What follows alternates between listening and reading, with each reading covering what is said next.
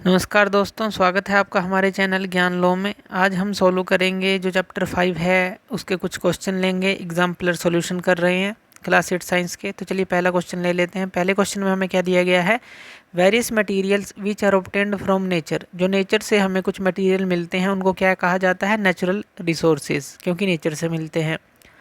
तो कौन सा जो है इनमें से फॉलोइंग जो हमें कुछ दिए गए हैं, जो ऑप्शंस दिए गए हैं, इनमें से बताना है कि कौन सा नहीं है एक नेचुरल रिसोर्स, तो वो हमें बताना है। अब मिनरल्स तो हमें नेचर से ही मिलते हैं, जो है वाटर है वो भी नेचुरल होता है, सोइल है वो भी नेचुरल होता है, लेकिन प्लास्टिक जो है वो नेचुरल नहीं होता। तो इसका आंसर रहेगा D. Air is a natural resource. अब एयर जो है नेचुरल रिसोर्स है और can not be exhausted by human activities, और उसको जो है ह्यूमन एक्टिविटी के द्वारा जो है एग्जॉस्ट भी नहीं किया जा सकता। It is known as inexhaustible natural resource, यानी कि ख़त्म नहीं किया जा सकता, तो इसलिए इसको इन एग्जॉस्टिबल नेचुरल रिसोर्स भी बोला जाता है। विच of the following is another in exhaustible natural resource. तो इस तरह का कोई एक दूसरा जो नेचुरल रिसोर्स क्या है, जो यानी कि बहुत ही लंबे समय तक जो है चलेगा रहेगा, उसको ख़त्म नहीं किया जा सकेगा, तो इनमें से कौन सा है।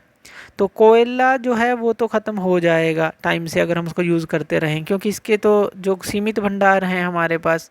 पेट्रोलियम भी, जैसे कोयल, पेट्रोलियम, नेचुरल गैस, ये तो सारे सीमित भंडार हैं, मिनरल्स भी हो गए। लेकिन जो सनलाइट है वो एयर की तरह ही एक इनएग्जॉस्टिबल नेचुरल रिसोर्स है, कि काफ़ी जो लंबे समय तक कहें कि ये चलता रहेगा। विच of the following is a pair of exhaustible natural resource. अब हमें ये बताना है कि कौन सा एग्जॉस्टिबल नेचुरल रिसोर्स है, यानी कि जो ख़त्म हो जाएगा अगर हम उसका यूज़ करते रहें, और जो है ज़रूरत के समय भी अगर हम जो है वो तो यूज़ करते ही हैं, और बिना ज़रूरत के भी, यानी कि जैसे पेट्रोल है, गाड़ी को हम चला कर ही रखें, कहीं पर खड़े होते हैं वहाँ भी स्टार्ट रखें, तो इस तरह से रिसोर्सेज बहुत ज़्यादा यूज़ हो रहे हैं, तो ये जो हैं ख़त्म हो सकते हैं। तो इस तरह का एग्जॉस्टिबल नेचुरल रिसोर्सेज का हमें पेयर बताना है। तो यहाँ पर देखिए कोल और सोयल, तो ये पेयर नहीं बनता, क्योंकि कोयला जो है ये तो जो है एग्जॉस्टिबल है, लेकिन सोयल जो है इनएग्जॉस्टिबल है। एक तरह से मिट्टी जो है एक जो है नेचुरल रिसोर्स हो गया।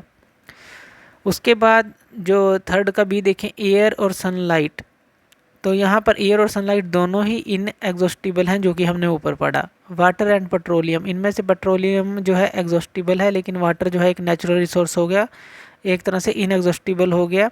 लेकिन वही है कि ज़्यादातर जो हिस्सों के अंदर जो है इसकी भी कमी अब होने लगी है, लेकिन फिर भी हम पेट्रोलियम का अगर इसके साथ कंपैरिजन करें तो पेट्रोलियम जो है एक एग्जॉस्टिबल हो गया। वाटर फिर भी इससे लंबे समय तक चलेगा अगर उसका ध्यान से यूज़ किया जाए।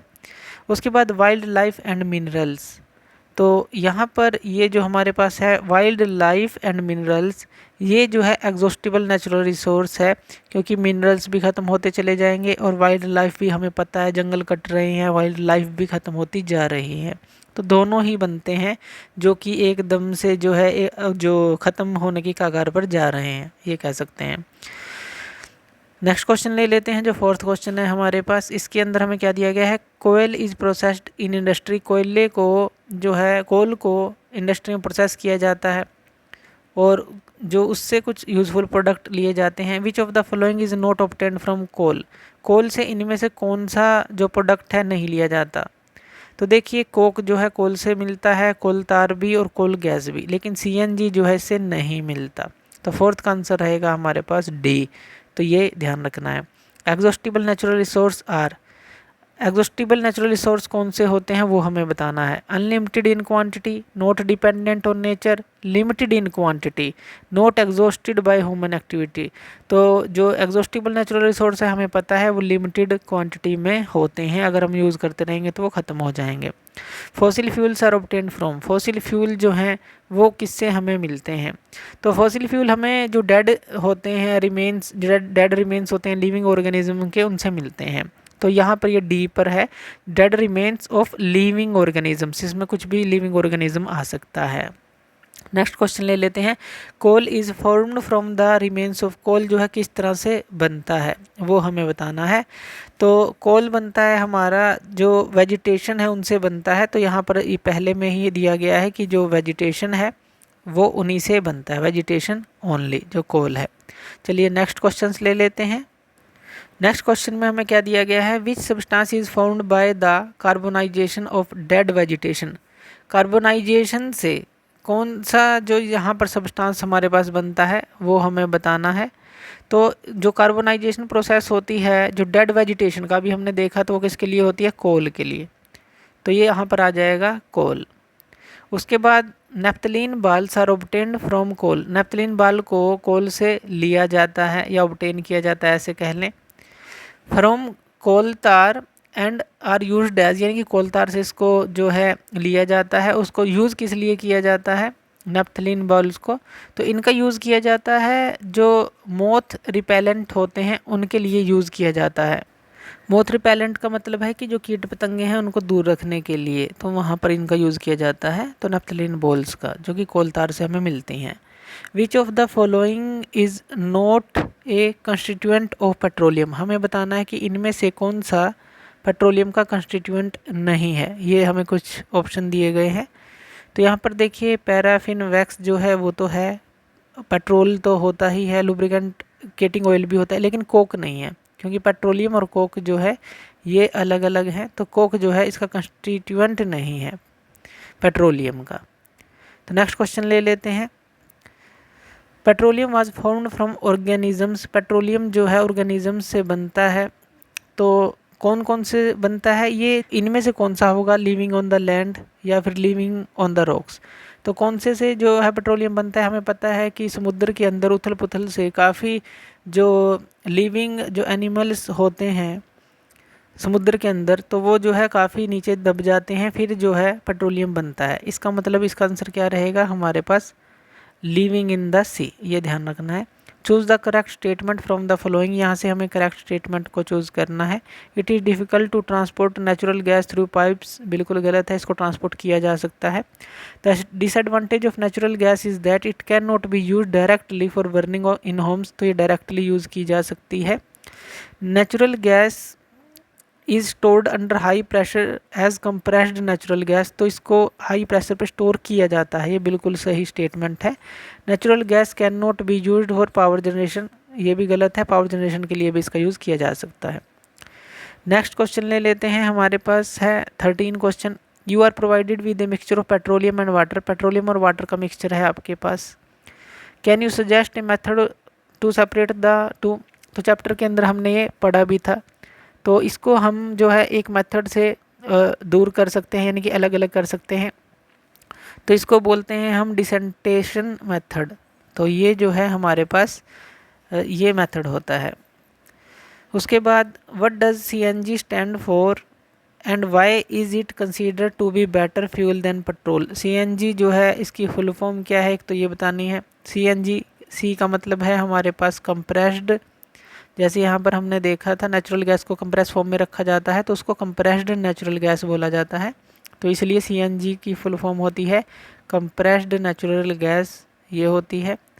और ये बेटर क्यों है पेट्रोल से, ये हमें बताना है, क्योंकि ये क्लीनर फ्यूल है, बिल्कुल जो है क्लीनली ये जलता है।